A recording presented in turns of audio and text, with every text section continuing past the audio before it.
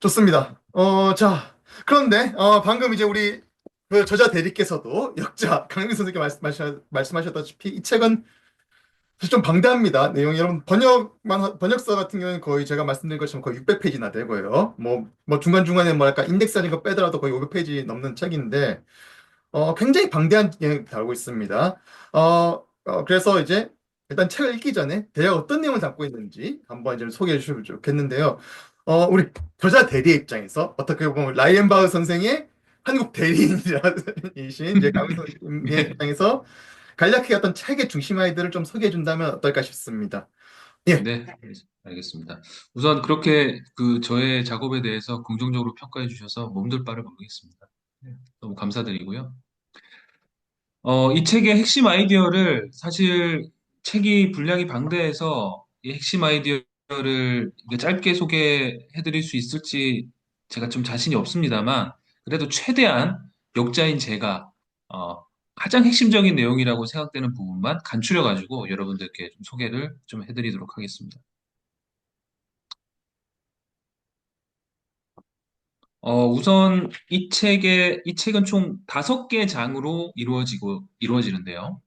5개 장으로 이루어지는데, 처음에 제시되는 장의 제목이 의미입니다. 의미. 그리고 이제, 이 책을 시작하면서 과연 인식론은 어떤 작업을 하느냐를 얘기를 하면서 발견의 맥락과 정당화의 맥락을 제일 처음에 이제 구분을 하게 됩니다. 그래서, 철학, 특히 인식론적인 작업은 발견의 맥락, 그 어떤 특정한 과학자가 뭐 꿈속에서 착안했을 수도 있고 아니면은 어딜 모임에 갔다가 마차에서 내려오면서 갑자기 뭐가 착상이 떠오를 수도 있고 아하 모먼트는 언제 어디서 이렇게 발생할지 예측이 안 되잖아요. 그래서 이제 그렇게 착상을 딱 하고 난 다음에 그 성과물을 잘 정리해가지고 과학적 추론에 이용을 하게 되는데 근데 과학적 지식을 분석함에 있어서 인식론은 그런 발견의 맥락을 다루는 것이 아니라 정당화의 맥락을 에서 작업을 한다. 그리고 이제 이 정당화의 맥락에서 과학자가 제시한 지식을 합리적으로 재구성한다. 이제 이런 얘기를 하면서 이제 발견의 맥락과 정당화의 맥락을 구분을 하게 됩니다. 물론 이제 이것과 연관해서 인식론의 3가지 임무에 대해서도 얘기를 하거든요. 그게 처음에는 기술적인 임무. 그러니까 실제로 과학적 지식을 충실하게 기술해야 된다. 둘째는 비판적인 의무. 그럼에도 불구하고 거기에 더 나아가서 과학적 지식이 인식론적으로 정당화되는지 안 되는지를 비판해야 된다. 그리고 거기서 더 나아가서 충고하는 임무까지 해야 된다. 이제 이런 얘기를 하는데요. 여기서 이제 이 맥락에서 나온 것이 바로 발견의 맥락과 정당화의 맥락 구분입니다. 자, 그 다음으로 이제 진리의 물리적인 이론을 제시를 하는데요, 라이언바흐가. 그러면 과연 진리라는 게 뭐냐? 진리라는 것은 이제 어, 언어 기호들로 수립된 명제 혹은 진술이 세계 속 사실과 잘 대응하느냐, 그렇지 않느냐에 따라서 그것의 진리가 결정이 된다는 겁니다. 그리고 여기서 이제 중요한 것은 왜 여기서 진리의 물리적 이론이라고 했냐면 언어 기호들이 물리적 대상이 아니라 비물리적 대상, 물리적 대상을 넘어서는 어떤 대상이라고 생각하지 않고 언어 기호들로 구성된 명제 또한 물리적인 대상이라고 보는 겁니다. 그래서 이제 물리적 대상인 명제와 물리적 대상인 세계 쪽 사실이 잘 대응되느냐. 그래서 그 명제 또한 특정하게 배열된 잉크 자국, 뭐 오늘날에는 워낙 컴퓨터를 많이 쓰니까 이 컴퓨터의 소자들 있지 않습니까? 검은색. 예. 모든 것들을 다 물리적 대상이라고 하고, 이 진리라는 것은 물리적 대상인 명제와 실제 세계 속 사실이 잘 대응하는지 이렇게 하는 게 이제 진리의 물리적 이론입니다. 아마 이제 몇몇 독자들 같은 경우는 어떻게 명제가 물리적일 수 있지라고 굉장히 의문이 가질 것 같아요. 하지만 네, 그럼에도 그럴 수도 있죠. 예. 왜냐면은 어떤 사람들은 아니 명제 같은 경우는 뭐랄까 그 추상적인 어떤 존재지 아니냐 예, 생각할 텐데 네. 그러면서 어떻게 보면 굉장히 뭐랄까 여러분들이 이제 뭐 여러분들 저희가 뒤에서 계속 얘기했지만 라이엔바흐의 어떤 책을 읽으면서 굉장히 흥미롭고 좀 독특한 어떻게 보면 좀 비상식적으로 보이는 아이디어들을 여러분 많이 발견할 수 있을 겁니다. 맞습니다. 예. 네. 아마 이게 사실, 그래서 이제 더 흥미로운 건데요. 실제로 그 20세기 분석 철학의 역사에서 잘 얘기하지 않는 부분이 이렇게 담겨 있어가지고 흥미로우실 것 같습니다. 네. 자, 그리고 이제 의미의, 진리 이론이 아니라, 참거짓 이론이 아니라 확률 이론을 제시합니다. 그러니까 이제, 어, 물리적 검증 가능성의 요구를 통해서 물리적 의미를 정의하지만, 참 또는 거짓이라고 확실하게 정하는 것을 요구하는 것이 아니라 어떤 한 명제의 가중치, 확률, 0과 1 사이의 확률을 정할 수 있으면 의미가 있다. 그렇기 때문에 자신의 관점이 의미의 진리 이론, 특히 이제 빈 모임에서 제시하는 의미의 진리 이론보다 훨씬 더 좀 유연화됐다. 이런 얘기를 이제 하게 됩니다. 일장에서. 그래서 이제 의미의 진리 이론을 먼저 제시하고 왜 의미의 진리 이론이 적합하지 않은지에 대한 많은 논의들을 하는데 이제 그걸 다 이제 설명드릴 수는 없고요. 대신에 이제 이 저자 라이언 바우가 주장하는 것은 의미의 진리 이론, 참 또는 거짓, 0 또는 1이 아니고 가중치, 0과 1 사이의 확률값만 명제에 부여할 수 있으면 의미가 있다는 그런 관점을 제시를 하게 됩니다. 이게 이제 일장의 핵심적인 내용이었고요. 자, 이제 2장으로 갑니다. 2장의 제목은 감각 인상과 외부 세계입니다. 그 감각 인상과 외부 세계와 관련해 가지고 실증주의자는 이제 뭐 이런 식으로 라이언바가 프레이밍을 하는 건데요. 우선 라이언바 얘기를 들어보면 실증주의자는 외적 존재라고 말하는 대상이 우리의 감각 인상에 대한 명제들과 대등하다고 주장합니다. 즉, 외적 대상이 있고 감각 인상들의 집합이 있을 때 이 둘 사이에 동치 관계가 성립한다고 주장을 어, 합니다. 근데 이제 이걸 비판하면서 라이언 바우는 자기는 이런 동치 관계를 주장하는 것이 아니다. 어, 자기는 훨씬 더 온건한 경험주의자의 입장이다. 뭐냐면 이제 외적 대상과 감각 인상들의 집합 사이에는 확률적인 투영 관계가 성립을 하는데 감각 인상들의 집합으로부터 확률적인 추론을 해서 외적 대상을 추론을 하고 그리고 외적 대상으로부터는 감각 인상들의 집합에는 포함되지 않는 미래에 대한 예측이 가능하다는 겁니다. 그래서 둘 사이의 관계는 동치 관계가 아니라 투영 관계다. 그리고 외적 대상의 개념에는 감각 인상들의 집합에는 없는 여분의 의미가 존재하는데 그게 이제 그 어떤 대상의 실제성이라고 하고요.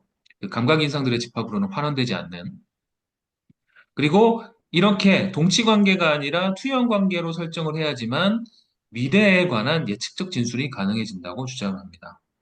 그리고 미래에 대한 예측적 진술은 과학의 핵심인데 이런 예측적 진술이 불가능하다고 포기하거나 아니면 과학의 실천과는 괴리되는 방식으로 이 상황을 서술을 하면 이건 과학의 실제와 합치하지 않는다. 이제 이런 얘기를 많이 하고요. 그리고 이와 관련해서 제시하는 비유가 육면체 세계의 비유입니다. 지금 그 화면 오른쪽에 보시는 바와 같이 어떤 사람이 그 육면체 세계에 갇혀 있고요. 그리고 이 세계 바깥에 새들이 날아다니고 있습니다.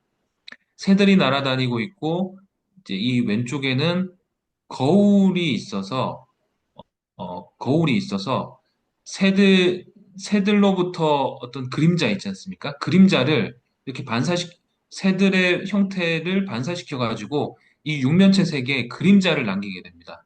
그러면 실제로 이제 이 육면체 세계에 있는 사람은 이 새들을 직접 관측할 수 있는 것이 아니라 이 새들의 그림자만을 관측할 수가 있는 건데요. 그러면 이제 과연 이 사람은 이 그림자가 위쪽 위쪽 평면과 위쪽 면과 천장과 이 수직 평면에서 보이는 이 그림자들만 존재한다고 할 것이냐 아니면 이 그림자들로부터 그림자와는 별도로 존재하는 어떤 대상이 있다고 추론할 것인가 이렇게 물어보면서 이 사람은 일종의 코페르니쿠스 같은 사람인데 이 사람은 그림자만 보고 만족하는 것이 아니라 이 그림자들 사이에서의 기묘한 어떤 일치를 망원경을 통해 섬세하게 관측한 이후에 이 그림자들을 보면서 별도의 새들이 존재할 것이라고 추론할 것이다. 이제 이렇게 얘기를 하면서 어, 감각 인상들의 집합이 외적 대상과 동치 관계가 동치 관계가 아니라 투영 관계에 있다는 것을 주장을 하게 됩니다. 아마 이걸 우리가 조금 더 이제 뭐랄까 좀 뭐 익숙하다고 해야 될지 모르겠지만은 이제 좀 다한테로 우리가 좀 치환해 보자면 아마 이런 것들도 아마 예시가 되겠죠. 우리가 소위 전자기 장 필드 같은 것도 우리가 직접적으로 뭐랄까 그걸 감각할 수 있다고 할 수 있는지 모르겠지만은 음, 이제 우리가 아니면 원자나 어떤 전자 같은 것들을 우리가 직접적으로 이제 감각할 수 있는 것은 원자나 전자 혹은 전자기장 그 자체가 아니라 어떻게 보면 이런 어떤 그림자처럼 뭔가 어떤 그림자 같은 어떤 감각 인사 감각 경험들인데 그런데 그거에 그치는 게 아니라 우리가 그 넘어서 뭐 원자가 있다든지 전자가 있다든지 아니면 소위 이제 전자기장이 있다든지 어떤 그런 식의 것들을 우리가 소위 이제 네, 예, 합리적으로 이제 추론할 수 있다. 이제 뭐 네, 이런 어떤 의미로 보시면 또 좀 편하실 겁니다. 이제 이 논의에 익숙하지 않으신 분들은 아마 그렇게 생각하시면은 그 실제 우리 과학에서 했던 어떤 탐구 이제 우리가 직접적으로 접근 가능한 건 넘어서서 이제 어떤 대상들에서 실제성에 대한 논의와 지금 이 육면체 세계 비율을 연결시키시면은 조금 더 편하게 좀 받아들일 수 있을 것 같아요. 예. 네, 정확한 비유를 드신 것 같아요. 특히 이제 19세기 말에서 20세기 초에 그 이슈가 됐던 것이 과연 그 원자의 존재성이지 않습니까? 예. 원자의 존재성. 특히 이제 그런 상황에서 어떤 사람들, 특히 이제 그 에르스트 마크 같은 사람들은 우리가 실제로 관측할 수 있는 사실들을 효율적으로 요약한 것일 뿐이다, 원자. 그래서 그 원자가 존재한다고 보기 어렵다고 얘기한 반면에 또 다른 사람들은, 어, 이런 관측적인 사실들을 머무를 수 없다. 더 나아가서 실제로 원자가 존재한다고 봐야 된다고 생각했던 일군의 학자들이 있었지 않습니까? 그래서 이제 그런 맥락에서는 정확하게 사례를 제시를 한 것 같습니다. 그래서 이제 그 실증주의적 입장이 아니라 어떤 실제론적 입장을 취한다고 본인 입장을 얘기를 하고 있는 것이고요. 그리고 이제 3장에서는 감각 인상에 대한 탐구라는 주제로 얘기를 하고 있는데요. 이것도 아마 여러분들이 그 특히 이제 철학에 약간 익숙하신 분들이 들으시면은 좀 흥미로우실 것 같아요. 뭐 어떤 얘기를 하냐면 되게 그 철학에서는 감각인상 명제, 감각인상이 훨씬 더 직접적이다. 인간의 의식에 더 직접적이라는 얘기를 많이 들으셨을 수도 있을 텐데 여기서 라이언 바가 하는 얘기는 뭐냐면 아니다. 오히려 구체적인 명제보다 감각인상 명제가 더 추상적이라고 얘기합니다. 그러니까 감각인상 명제는 구체물에 관한 명제로부터 오히려 더 사후적으로 추론된다는 거예요. 예를 들어서 우리는 구체물로서의 의자를 먼저 보고 그 이후에 의자의 감각인상을 추론하게 된다는 겁니다. 그러니까 감각인상 명제는 실증주의자들이 말하는 것처럼 직접적이지가 않다. 직접적이지가 않다. 그 얘기를 하고요. 그 다음에 감각 인상 명제 역시 확실하지가 않다. 그 확실성을 보장할 수가 없다. 이제 그런 얘기를 하면서 다만 감각 인상에 관한 명제가 실제로 구체물에 관한 명제보다 확률이 높은 것은 맞다. 확실성이 높은 것은 맞다. 왜냐하면 그것은 일종의 선언 과정이 있기 때문에 오와 또는이라는 과정으로 추론을 하기 때문에 그 가중치 웨이트가 증가한다고 얘기를 합니다. 그럼에도 불구하고 감각인상에 관한 명제가 확률이 1이 되지는 않는데 왜냐하면 감각인상 명제의 진리는 기억에 의존해서 판단하고 기억의 의존이 확실성을 보장하지 않기 때문이다. 이제 이런 얘기를 하면서요. 이제 오른쪽에 이 도식을 보시면 어, 불빛이 번쩍인다는 이 구체적인 명제는 직관성이 높습니다. 직관성이 높지만 불빛의 번쩍임에 관한 인상은 직관성은 훨씬 더 떨어지고 다만 대신에 확실성이 높아진다. 이런 식으로 구체물에 관한 명제와 감각인상 명제를 이렇게 구분하면서 오히려 감각인상 명제가 덜 직접적이라는 얘기를 3장에서 하게 됩니다. 이게 이제 3장의 핵심적인 내용이었고요. 예, 이것도 이제 말씀해 주신 것처럼 어떻게 보면은 여기서 직관의 표현을 써서 좀 그렇긴 하지만은 철학적 논에서 어느 정도 익숙해진 분들 입장에서 이게 되게 굉장히 반직관적인처럼 보인단 말이에요.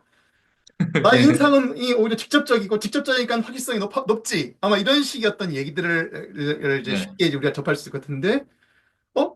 직접성이 낮는데 어떻게 확실성이 높지? 이런 아마 이제 의문을 또 들을 수 있을 것 같은데, 뭐 이제 네, 이제 그에 대한 상세한 논의 저희가 이제 어떻게 보면 우리 프로의 목적이 좀 맞지 않으니까는 그래서 네, 한번 읽어보시면 좋겠습니다. 좀 계속 네, 말씀드리지만 어떻게 보면 굉장히 좀 흥미로운 주장들이 여기 많이 있습니다. 예. 네. 그러니까 이게 잘 알려져 있지 않아서 그렇지, 요거 참, 이게, 그래서 이제 왜 이게 고전의 묘미냐면, 사실 이런 내용이 잘 안 알려져 있었고, 그러면 다시 그 시기로 돌아가가지고, 이 사람과 다른 사람의 어떤 철학적 관점을 비교해 볼 수도 있는 것이거든요. 예, 계속 진행하겠습니다.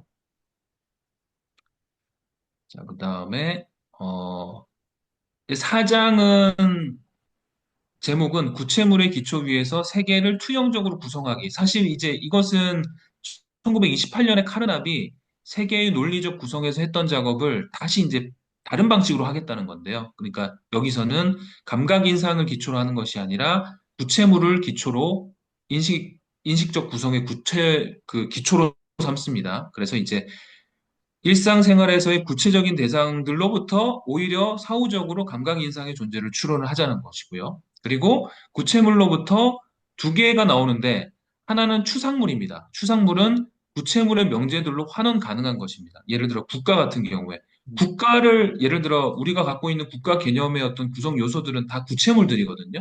그러니까 원자나 전자기장처럼 우리가 실제로 구체적으로 관측할 수 없는 대상들이 없어요. 국가라는 것이 국민, 뭐 영토, 주권, 이것과 관련된 구체적인 사실들을 다 모아놓을 수 있는데 그것들을 이렇게 추상화시킨 것이 이제 추상물이라고 하고요. 그리고 그렇기 때문에 추상물은 구체물의 명제들로 환원이 가능합니다. 라인바에 따르면.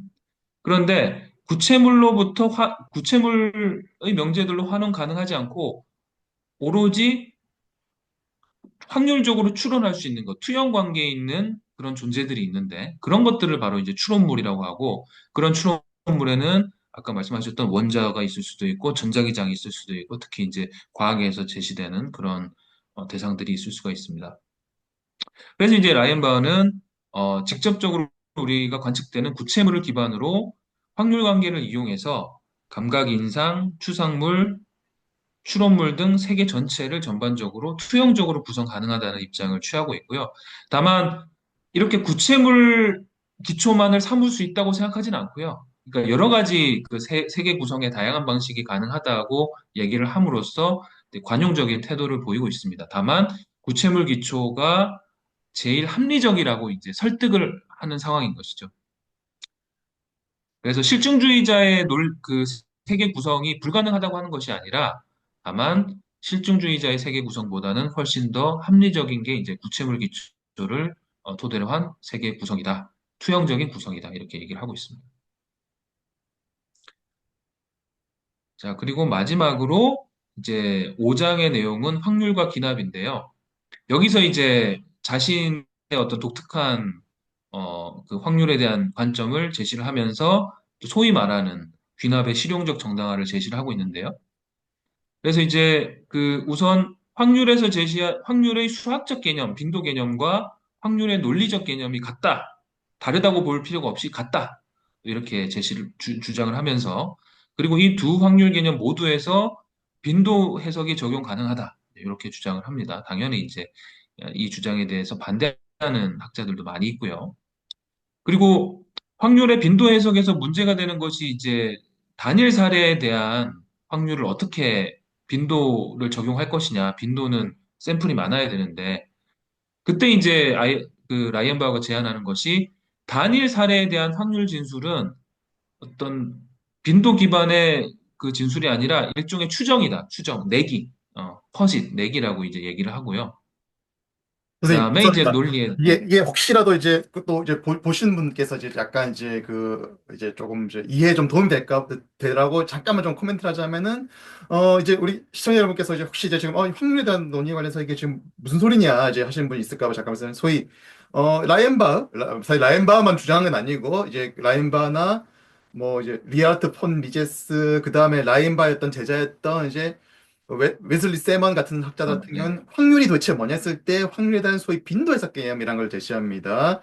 그리고 그 빈도 해석 개념 같은 경우에는 뭐 기본적으로 좀 쉽게 말하자면은 이게 어떤 이를테면 우리가 주사를 던졌을 때 1이 나올 우리가 이제 1이 나올 확률이 6분의 2라는 건 뭐냐면은 주사위를 원칙적으로 무한히 던졌을 때 음, 더 1이 나오는 그렇죠. 어떤 네. 상대 빈도의 극한값이 6분의 1로 간다는 의미거든요. 그러면서 이제 빈도 해석이고 어떻게 보면은 그래서 지금도 아마 이제 우리 교육 과정에서 제가 이제 졸업한 지 좀 돼가지고 뭐 초중고 과정에서 제가 확률을 가르칠 때 어떻게 가르치지 뭐지 소위 실제 주사위를 막 던져보기 시킨 것도 있단 말이에요. 몇천 번씩. 그럼 점점 더 뭔가 접근하는 거 아니냐 시켰던 빈도 개념을 주는데 이 빈도 개념 관련해 가지고 한 가지 소위 이제 이슈가 되는 게 바로 뭐냐면 단일 사에 대한 확률 진술입니다. 이를테면 소위 단일적 사건들 있잖아요. 일단 빅뱅 같은 거. 빅뱅 같은 경우는 딱 한 번 일어난 사건인데 그런 사건 같은 우리가 이제 어떻게 그런 무한 계획을 만들 수 있느냐 했을 때 의문이 제기인데 이에 대해서 이제 그 라이엔바흐라든지 아니면은 관련된 그 빈도 해석 이론가들이 그 우리 선생님께서 말씀하신 그 추정 개념들 도입해가지고 좀 해명을 한다고 하는 거죠. 그래서 여러분들 이런 맥락에서 좀 이 논의가 나왔다 좀 보시면 좋을 것 같습니다. 예. 네, 감사합니다. 설명 잘 해주신 것 같고요. 그리고 또 라이언버그 제시하는 주요 내용 중에 하나는 논리에 대한 형식주의적 해석입니다. 그래서 이제 논리는 그 순수한 형식적인 도구이다. 그래서 이제 수학에 대한 형식주의적 관점, 그 수리 철학에서 형식주의적 관점과 일맥상통하는 것인데요. 그래서 이제 이 해석을 보면 논리는 과학의 내용과는 전혀 관련이 없고 과학의 내포를 추구하지 않는다. 오로지 논리는 하나의 명제를 다른 명제로 변환하는 규칙의 체계일 뿐이다. 이런 어떤 논리에 대한 본인의 형식주의적 관점을 제시를 하고 있습니다. 그리고 마지막으로 귀노합의 이른바 실용적 정당화라는 개념을 제시하고 있는데요. 뭐 귀납적인 추론은 연역적으로도 정당화할 수 없고 귀납적으로도 정당할 수 없다는 게 이제 휴메의 비판이었는데 이 상황에서 우리가 너무 귀납의 정당화를 너무 심각하게 하려고 하지 말자. 다만 아주 실용적인 차원에서 하자. 우리가 귀납이 성공할 것이라는 거를 완벽하게 정당화하지 못하지만 만에 하나 성공하는 규칙이 있으면 그 규칙이 바로 귀납적인 규칙이면 보일 수 있다. 이제 이런 식으로 귀납을 실용적으로 정당화하는 논변을 제시를 하고 있습니다. 예, 사실 아마 이제 논리학이나 아니면 특히 이제 논리학 하니까 요즘 들어서 이제 좀 많은 학생들이 또 이제 리트라든지 이제 피색 같은 것들을 이제 공부하다 보면 이제 가끔 이제 저도 이제 이제 뭐 몇몇 곳에서 비판적 사고라든지 논리적 사고 수업 같은 것들을 강연해 본 적이 있었는데 특히 이 귀납 추론 같은 경우는 소위 이제 그 전자 결론을 보장하지 못한단 말이에요. 그런 면에서 이제 꽤 많은 사람들이 특히 이제 아마 유명한 것들이 이제 그 흰색의 백조 그 권위들을 쭉 봤다고 해가지고 모든 백조가 흰색이라는 것들이 보장되느냐 그렇지 않다. 그래서 실제로 검은 백조도 있고 뭐 이런 것들 때문에 야 귀납 논리가 굉장히 한계가 있는 거 아니냐 한계가 있을 뿐만 아니라 그럼 굉장히 불완전하거나 쓸모가 없다 심지어 좀 세게 말하는 친구들 같은 경우는 귀납 논리가 쓸모없는 거 같냐 이제 같지 않느냐 이런 식의 얘기를 하는데 이런 맥락에서 귀납을 소위 이제 그 어떤 논리적인 방식으로 어떤 정당화 같은 건 굉장히 좀 힘든 것 같습니다. 그런데 이제 우리가 좀 한 발짝 물러서면 이제 우리가 조금 더 이제 그 러프하게 말해가지고 그럼 도대체 우리 귀남 논리 말고 뭘 쓸 건데 세계에 대해서 우리가 뭔가 해야 되는 입장에서 물론 이제 우리 이제 그 라인바흐가 얘기하는 실용적 정당화 그렇게 뭐 이렇게 러프하게 그거 말고 우리 쓸 방법 있다 식의 단순하게 끝나는 건 아니지만은 좀 근본적으로 우리가 어 그것을 정당화할 수 있는 방법을 우리가 논리로 찾을 수 없겠지만은 결국 이제 우리가 지식의 탐구한 측면에서 성공할 수 있는 방법은 귀남 말고 있겠느냐 세계에 대해서 이제 그런 이야기인 거죠. 그래서 아마 이제 여러분께서 이제 특히 많은 이제 그 귀납이라든 이와 관련 논의에서 우리 시청자분들께 보시겠지만 관심 있는 시청자분들께서 이제 가끔 그 귀납 논리에서 굉장히 좀 평가절하하는 경향들이 있는데 우리가 한 발짝 물러서 좀 생각할 필요가 있을 것 같습니다. 특히 이제 뭐 이와 관련된 대표적인 어떤 이론가들이 지금 언급하실 때 우리가 이제 보는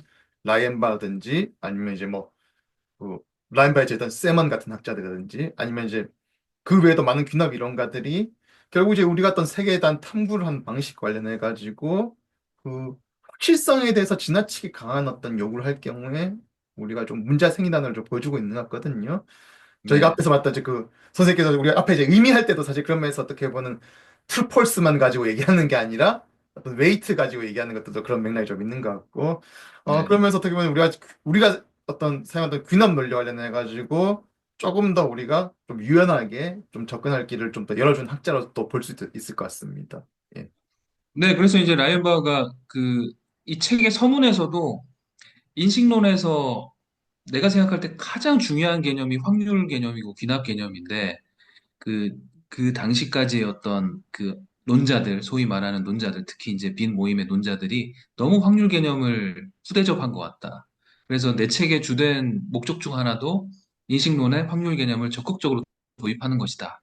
이제 이런 얘기를 하면서 요 마지막 챕터는 본인이 얘기를 합니다. 내가 그 상세한 확률 이론을 별도로 책으로 출판하기도 했는데 그거를 다 이렇게 얘기할 수는 없으니까 그 결론만 이렇게 간략하게 요약해가지고 마지막 챕터에 제시하겠다. 이제 이렇게 이제 얘기를 하고 있습니다. 예. 그래서 이제 조금 더 이제 그래서 말 이제 나온 네, 김에 제가 이제 첨언을 하자면은 어, 꽤 많은 적지 않은 사람들이 소위 이제 귀납을 어떻게 보면은 뭐랄까 모자란 연역 같은 걸로 좀 생각하는 경향이 있는 것 같은데 뭐 일부 논리학 교재 같은 경우도 그렇고 저희 보면 귀납 논리 자체 어떻게 보면은 그 모자란 영역이 아니라 오히려 훨씬 더 까다롭고 우리가 그걸 좀 그 뭐랄까 정교하기 힘들기 때문에 오히려 사람들에게 평가절하하는 거 아니라 생각이 들 때가 있단 말이에요. 네, 그런 면에서 어떻게 보면 이제 우리가 어떤 이 귀납 추론 관련해 가지고 한 번 더 조금 더 뭐랄까 진지하게 혹은 좀 더 유난 자세를 좀 볼 어떤 그좀 동기랄까 어떤 이제 뭐랄까 방향성을 좀 제시하는 것 같기도 합니다. 예. 사실 이 책을 보면 예. 그 말씀을 굉장히 되게 유연하게 하셨는데 이 책에는 사실 훨씬 더 극단적인 주장이 나옵니다. 그러니까 이제 무슨 얘기가 나오냐면 자기가 굉장히 친하고 굉장히 존경하는 이제 과학자가 뭐 어떤 그 어떤 단순성에 대한 직관이라든지 이런 걸로 추론을 했다고 이렇게 얘기를 하는데 내가 옆에서 보고 있으면 그거는 좀 아닌 것 같고 실제로 다 분석해 보면 굉장히 복잡한 귀납적 추론에 의해서 그 본인의 추상적인 수학 방정식이 도출된 것으로 나는 본다. 이제 이런 식의 굉장히 강한 주장이 나오거든요. 예. 예, 그래서 이제 실제로 읽어보시면 좀 주장이 강한데 그런 생각을 하실 수가 있을 겁니다. 네. 그 이제 저희가 이제 시할 때 잠깐 했지만 라이언 바흐 선생의 글이 조금 읽을 때 보면 약간 좀 강한 느낌이 좀 듭니다. 물론 그게 또 좀 어떻게 보면 좀 매력적인 포인트 같기도 해요. 아마 예. 제 기억이 맞다면 그 언제였죠? 미국 과학철학회 어느 지부인지 기억인데 회장 연설에서도 꽤 강하게 어떤 연설을 했던 아, 네, 그렇죠. 예, 그렇습니다. 그렇죠. 예, 아마 이제 예, 이게 예. 아마 칸트와 관련돼 있었다. 전통적 철학 관련돼 있었던 논의였던 걸로 기억하는데 예. 네. 그래서 이제 그 기존의 어떤 그 철학이 오류를 범하고 있다. 이성주의가 오류를 범하고 있다. 이렇게 예. 강하게 사실 이렇게 이제 얘기를 우리가 했었죠. 철학자들이 그렇게 말을 직선적으로 하는 경우가 뭐 없는 건 아닌데 적어도 이제 회장 연설 같은 경우 조금 더 돌려서 말할 것 같은데 좀 강하게 얘기했단 말이에요. 그러면서 보면 예, 또 어떻게 보면 독자들 입장에서 또 읽는 또 다른 어떤 독특한 어떤 맛이 있는 것 같습니다. 예. 네.